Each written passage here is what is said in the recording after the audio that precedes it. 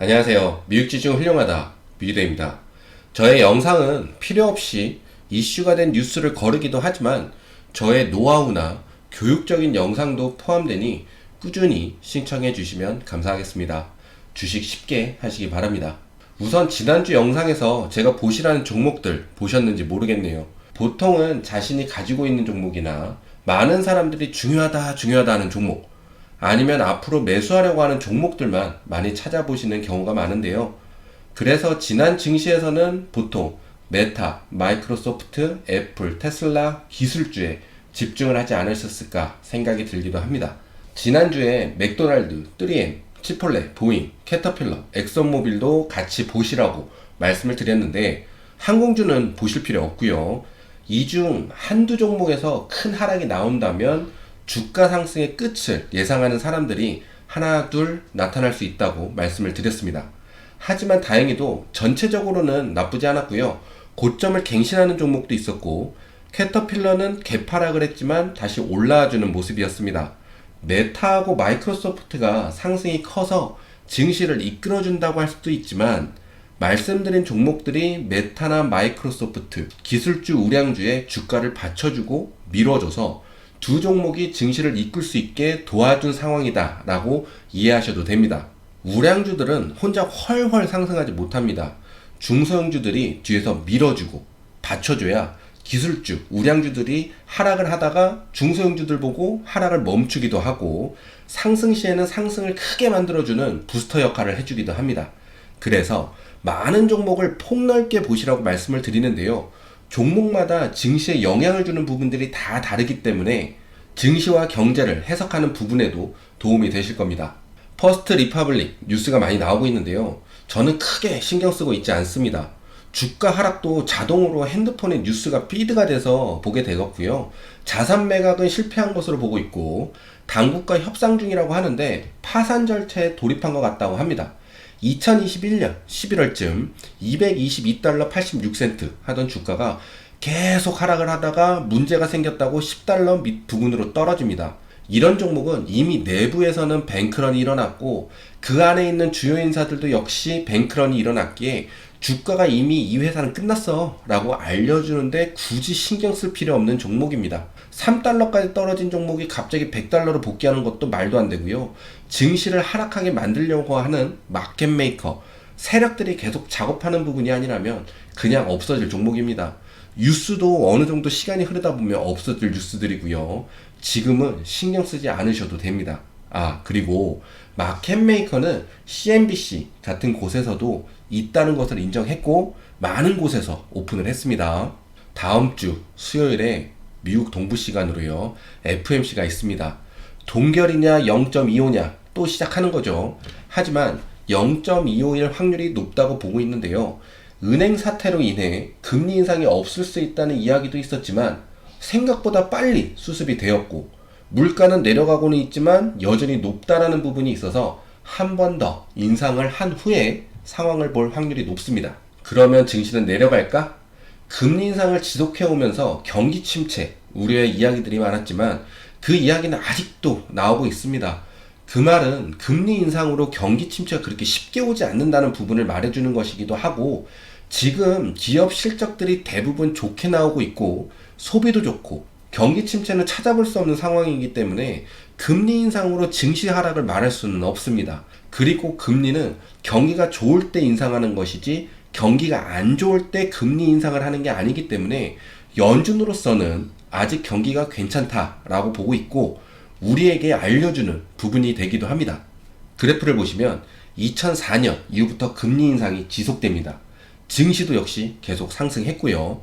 그리고 2007년 4월에 미국 2위의 서브프라임 모기지 대출 회사인 뉴 센츄리 파이낸셜이 파산 신청을 하고, 그 후 이곳저곳에서 계속 문제가 일어나기 시작합니다. 그러면서 연준은 안 되겠다 싶어서 금리 인하를 시작하는데요. 금리 인하를 하는 동안 증시는 계속 하락을 합니다. 그리고 2016년쯤으로 해서 다시 금리 인상을 시작을 하는데요. 그때 증시 정말 좋았습니다.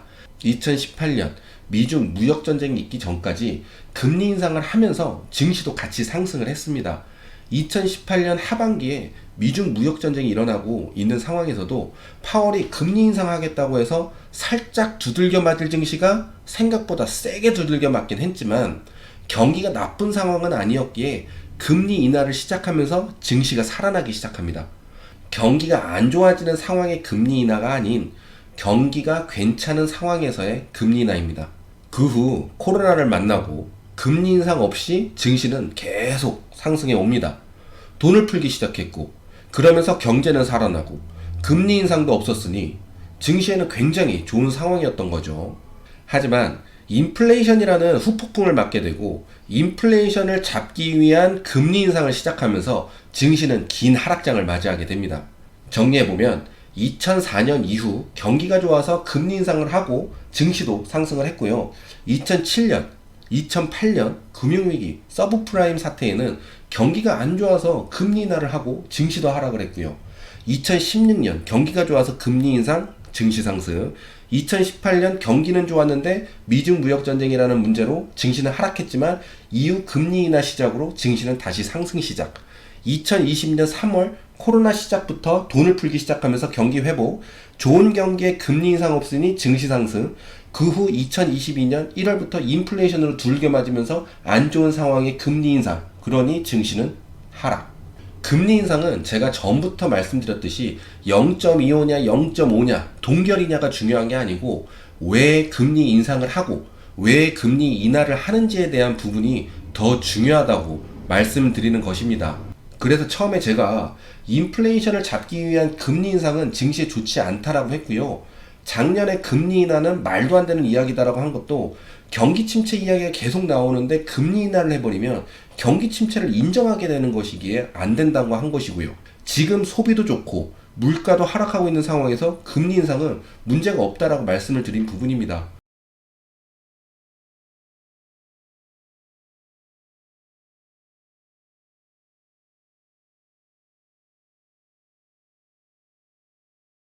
차트로 보면 목요일, 금요일 상승이 꽤나 컸습니다. 목요일에는 화요일, 수요일 이틀 동안 내림폭을 하루 만에 다 끌어올렸고요. 무슨 사연이 있었나 봤는데 별 사연 없이 필요 이상으로 많이 내렸고 별 사연 없이 필요 이상으로 많이 내린 폭을 다시 올려놓는 흐름이었습니다. 여기에서 합리적 의심, 하여튼 목요일, 금요일 상승은 일반 투자자들만의 상승으로는 일어날 수 없는 상승이므로 마켓메이커들의 매수로 상승했을 것으로 예상을 할 수 있는데요. 필요 이상으로 하락시켰다는 부분은 개미털기, 그리고 목금 상승은 마켓메이커들의 매수세로 상승. 그러면서 고작 마켓메이커들이 이거 먹으려고 개미털기하고 상승시켰을까? 라고 생각을 해보는 건데요. 다음 주 FOMC를 앞두고 이런 차트 흐름이 나왔다는 것은 정말 차트로만 보면요. FOMC에서 지금은 금리 인상이 마지막이라고 보고 있고 동결까지도 보고 있기 때문에 우리가 모르는 다른 부분이 출현하지만 않는다면 차트상으로는 증시 상승이 가능하지 않을까 보고 있습니다. 그리고 CPI로 만들어진 쌍고점 자리가 있는데 그 부분을 장대 양봉으로 뚫고 올라가 주었다는 것에도 큰 의미를 갖게 하는 차트입니다. 이 노란색 부분 보시면 캔들들이 확 뚫는 캔들 없이 흐물흐물한 캔들들만 걸려 있다는 것을 알 수가 있습니다. 그리고 나스닥 100 선물 CPI로 만들어진 쌍구가 노란선이고요. 목요일 시작한 구간이고 내리는 듯 하지만 그곳을 지지하고 쭉 끌어올리면서 정고점 부분까지 끌어올렸습니다. 나스닥 100 선물에서도 그 자리가 의미있게 사용되었다는 것에도 큰 의미를 갖게 하는 부분입니다. 두 차트상 눈앞에 있는 고점만 넘어준다면 다음 고점까지 상승해주는 한 방이 나오지 않을까 생각을 하고 있고 그 이유는 봐야겠지만 건강한 조정을 생각하고 있습니다. 이 부분은 그때 가봐야 알 수 있는 거지만요. 하여튼 차트들이 너무 좋아서 FOMC 당일이든 그 이후이든 하락이 쉽게 나오지는 않겠다라고 예상하고 있습니다. 그리고 지금은 전에 말씀드린 부분으로 아직 증시는 괜찮다고 확인 가능한 상황입니다. 퍼스트 리퍼블릭 이슈가 되든 말든 JP몰간 127, 140 자기 집에 잘 있고요. 140 넘어가면 기대하는 한 방의 증시 상승을 예상할 수 있을 것이고요. 테슬라 미니멈 160까지 갈 거고 155도 보인다 했는데 수요일에 153달러 14센트까지 내려와 주면서 이렇게 155달러의 매수 기회를 주셨습니다. 155 밑으로 확 빠진 게 아니니 역시 증시는 괜찮다라고 볼 수 있습니다. 제가 말씀드리는 주가들은 주가 흐름으로 어디까지 상승 가능, 하락 가능을 보는 거고, 그 다음 차트로 확인을 하는 건데, 증시의 건강 상태나 종목의 건강 상태, 뉴스의 중요도를 주가의 움직임으로 확인을 하는 방법입니다. 제 영상을 꾸준히 보시면 도움이 되실 겁니다. 만약 한 방에 증시 상승이 나온 후에 건강한 조정을 하게 된다면 여러 사유들이 나올 수 있겠지만 유가 상승도 하나의 사유가 될 수도 있지 않을까 생각을 하고 있는데요. 하락 추세선을 넘어서 추세가 상승 추세로 변하려고 하는 변곡점에 서 있기 때문에 그렇고, 경기 둔화로 유가 급락을 대비해서 미리 감산 조치라는 상황도 일어나고 있기 때문인데요. 유가 상승은 물가 상승으로 이어질 수 있고, 가뜩이나 아직도 인플레이션 높다라고 하는 상황에서 말이죠. 그러면 다시 금리 인상을 할 거다 말 거다 말이 나오면서 증시에는 악재로 작용될 수 있어서 이 부분은 지켜보셔야 하는 부분입니다. 다음 주 FOMC 너무 심각하게 보시지 마시고요. 연준이 어떠한 액션을 취했을 때 왜 그렇게 결정을 했는지, 그리고 맞는 결정인지에 대해 개인적으로도 생각을 해보시면 좋겠습니다. 연준이 다 맞는 것도 아니고 그것들의 해석들은 별것도 아닌데 부풀려지는 경우가 많으니까요. FOMC 당일은 미국 동부 5월 3일 수요일입니다. 제가 하루 종일 라이브를 하면서 증시도 같이 보고 FOMC도 같이 보면서 대화도 나누고 멘탈 잡아보려고 합니다. 많은 참여 부탁드립니다. 영상 시청해 주셔서 감사합니다.